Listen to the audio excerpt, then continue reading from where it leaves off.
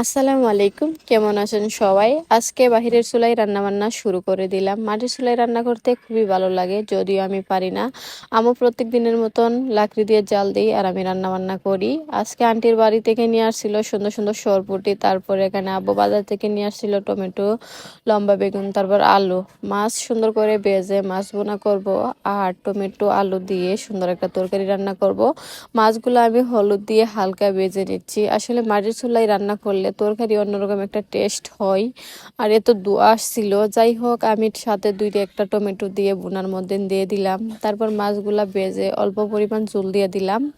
আর কিছুক্ষণ রেখে রাখার পর আমার তরকারি হয়ে গেল। আর এদিকে বেগুন শুটকি মাছ দিয়ে সুন্দর একটা তরকারি রান্না করি। এই শুটকি রান্নাটা খুবই মজাদার, যারা খায়নি তারা একবার এভাবে রান্না করে খেয়ে দেখতে পারেন। এই রান্নাটাও শেষ। এখন টমেটো আলু দিয়ে মাছ দিয়ে একটা তরকারি রান্না করব। প্রথমে আমি টমেটো আলু এগুলা হলুদ দিয়ে তেল দিয়ে ভেজে নিচ্ছি। তারপর মশলা দিয়ে একটু ঝোল দিয়ে কিছুক্ষণ ঢেকে রাখলাম। তারপর ধনিয়া পাতা মাছ সব কিছু দিয়ে একসাথে আমার তরকারি রান্না হয়ে গেল।